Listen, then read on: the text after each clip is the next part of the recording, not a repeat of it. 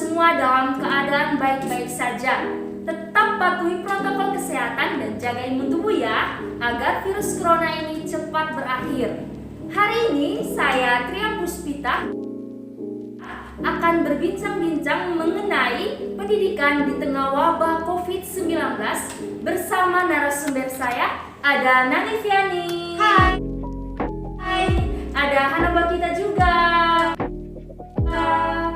Kami dari kelas 12 MIPA A SMAK Frateran Maumere. Berbicara tentang COVID-19 pasti tidak habis-habisnya. Dan sekarang pula kasus positif COVID-19 semakin meningkat.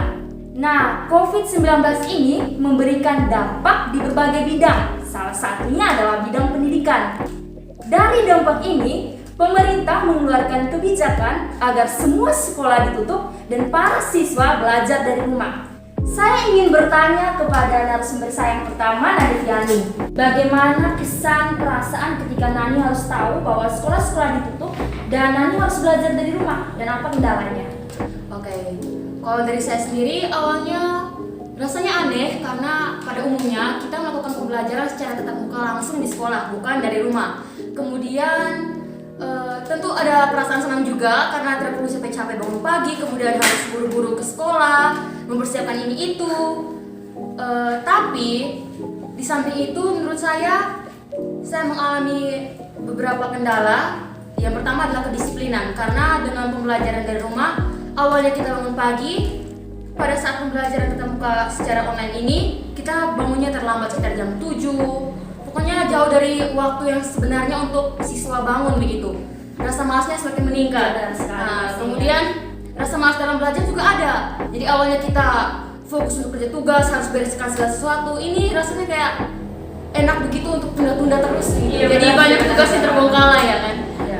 Jadi menurut saya ya, kalau untuk kendala seperti tadi untuk kedisiplinan, kemudian bisa untuk adaptasi dengan aplikasi-aplikasi yang digunakan itu kan sangat baru, jadi kendalanya itu sangat banyak begitu. Kemudian kita harus belajar lagi fitur-fitur baru, tentunya butuh waktu ya. Teknologi sangat besar Iya. dalam kalangan ini. Iya benar ya.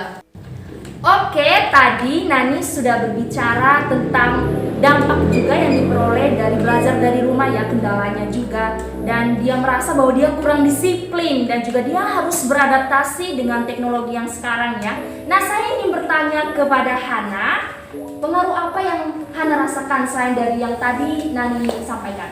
Menurut saya sendiri sih pembelajaran online ini sangat berpengaruh untuk kehidupan ekonomi kita masing-masing ya. Ya, tentu Karena saja. seperti yang kita tahu bahwa tidak semua murid di sekolah ini memiliki ekonomi yang baik gitu. Jadi misalnya saja seperti yang Nani katakan tadi, kita membutuhkan aplikasi-aplikasi baru dan tentunya aplikasi itu membutuhkan internet kan.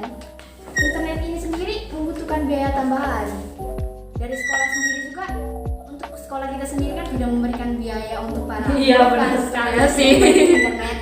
Jadi menurut saya pembelajaran online ini sangat berpengaruh untuk keluarga, terutama dengan keluarga yang ekonominya rendah. Itu orang tuanya itu harus usaha lebih untuk menghasilkan uang untuk anak-anaknya. Ya, kasihan juga sih. Pasti kan orang tua tidak rela kan anaknya tidak ikut kegiatan Ya, sekolah atau segala macam ya. Kemudian habis itu ada masalah jaringan. Misalnya saja kita menggunakan aplikasi Zoom nih. Iya. Terus kendala jaringan sehingga apa yang disampaikan guru itu kita nggak dengar gitu. Iya, benar sekali. Jadi Betul, itu betul, betul. menurut saya juga Sering, salah ya, satu sering. kesalahan atau salah satu dampak ataupun permasalahan yang mau dapatkan sih. Ternyata banyak sekali ya dampak dan pengaruh yang dirasakan oleh Nani dan juga Hana ya.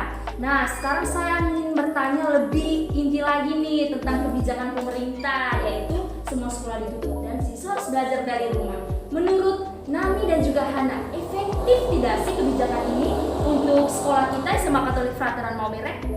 Kalau dari saya sendiri kurang efektif sih, karena pada umumnya kan kita harus melaksanakan pembelajaran secara tatap muka di sekolah, kemudian waktu masa-masa SMA yang sebenarnya kata orang tuh menyenangkan begitu. Iya, benar.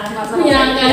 Masa-masa panas. Iya, masa-masa panas. Tapi selama pembelajaran dari ini semuanya kayak sia-sia, tidak pernah dialami begitu. Kemudian ya kita juga sudah kelas 12 ya, karena sudah kelas 12 kemudian mempersiapkan untuk jenjang selanjutnya. Tentunya butuh lebih banyak persiapan dan mau menghabiskan masa SMA yang benar-benar diinginkan ya. Para muda-mudi di luar ya, Iya, itu iya. kan masa-masa menyenangkan. Iya, benar. Kalau dari Hana sendiri bagaimana? Kalau dari saya sendiri ya sangat tidak efektif ya sama kayak Nani. Karena yang pertama, kita para murid ini pada dasarnya tidak mengerti dengan materi yang dijelaskan guru. Yang benar. Betul. Karena seperti yang saya sampaikan sebelumnya, ada kesulitan jaringan, ada segala macam. Sehingga materi yang disampaikan guru itu tidak tersampaikan seluruhnya kepada murid. Belum paham secara baik ya. Ya benar sekali sih. Soalnya kan para murid juga tidak semuanya mengerti dengan cepat Iya, apa yang punya disampaikan pemahaman yang guru. berbeda. Nah, menurut kalian berdua, harapan untuk kedepannya bagaimana? Dari saya pribadi, saya membicarakan tentang vaksin yang sudah disiapkan Ya, benar pemerintah. sekali sih. Iya, betul. Jadi kan vaksin sekarang ini sudah dijalankan, tapi tidak semua orang sudah mendapatkan. Iya, benar. Apalagi para pelajar. Ya benar sekali. Jadi harapan saya untuk depannya vaksin ini akan diberikan kepada para pelajar secara keseluruhan sehingga sekolah dapat dibuka kembali dan kami dapat menjalankan pembelajaran tatap muka. Ya, sudah rindu ya Ah, untuk sekolah betul. ya. Iya. Masa-masa SMA kita Tinggal sedikit. Oke. Dari Hana? Ya, dari Nani? Kalau dari saya, seandainya PPKM ini masih berlanjut, sekolah dari rumah ini masih berlanjut, maka saya berharap agar pemerintah kembali memberikan subsidi berupa pulsa data kepada kami para pelajar. Nah, hal ini bertujuan yang pertama untuk membantu perekonomian pada keluarga yang kurang mampu, sehingga anak-anaknya dari keluarga tidak mampu itu lebih semangat untuk belajar dan tidak mengalami kesulitan pada saat melakukan pembelajaran secara daring. Karena pada dasarnya tuh siswa-siswa senang sekali tuh pemerintah datang memberikan paket subsidi. Iya. Kalau misalnya masuk dari pemerintah tuh para siswa tuh senang sekali. Iya, betul. Oke. Jadi kesimpulannya para siswa sangat ingin ya sekolah dibuka dan memulai pembelajaran dengan tatap muka dengan interaksi Betul. secara langsung bersama guru-guru. Iya. Nah sekarang saya ingin Hana dan Nani mengajak teman-teman di luar sana, khususnya teman-teman SMA Kafrateran Maumere untuk tetap patuh protokol kesehatan. Oke, dari saya sendiri untuk teman-teman di luar sana, khususnya siswa-siswi SMAK Frateran Maumere dari berbagai jenjang tingkatan kelas 1, kelas 2, dan kelas 3 untuk mengikuti protokol kesehatan yang berlaku, menggunakan masker, jangan lupa untuk membawa hand sanitizer kemanapun kalian pergi, kemudian sebaiknya tetap di rumah saja dan sebaiknya juga menjaga jarak. Mungkin ada yang mau disampaikan? Kemudian teman-teman yang tidak memiliki kepentingan yang mendesak dianjurkan untuk tidak keluar rumah dan melakukan kegiatan dalam rumah saja. Sehingga kita memutuskan rantai COVID-19. Saya sendiri karena tadi Nani dan juga Hana setelah berbicara tentang protokol kesehatan dan jangan berpergian kemana-mana, saya ingin menyampaikan pesan saya kepada teman-teman di luar sana, khususnya teman-teman SMA Kafrateran Maumere. Jika ada pendaftaran vaksin, harus datang mendaftar ya, jangan takut-takut karena vaksin itu tidak mematikan dan juga gratis. Sekian bincang-bincang kami mengenai pendidikan di tengah wabah COVID-19. Saya Tria Puspita, Saya Nani Fiani. Saya Hana kita. pamit undur diri, sampai jumpa di lain waktu. Dadah.